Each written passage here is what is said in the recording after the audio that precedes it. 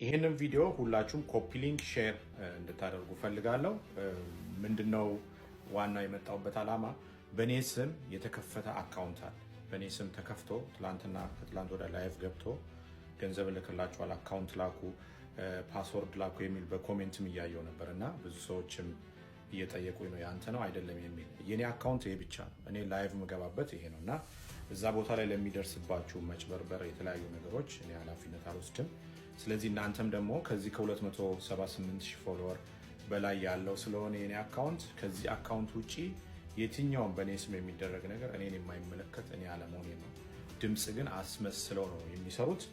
ድምፅ የሚሰሩት በኤአይ ስለሆነ ጥንቃቄ አድርጉ።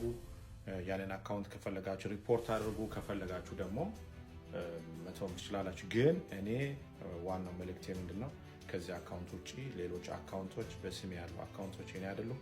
ሁሉም ጋር እንዲደርስ ኮፒ ሊንክ አድርጉ። ከዛ እሱ እዛ ያላችሁን ነገር እኔ ጋር መታችሁ ቃል ገብተልኝ ነበር አስገባልሻለሁ ብለህ እዚህ ጋር ከልክለኛል የሚሉት ነገሮች ተቀባይነት የላቸውም ልል ነው።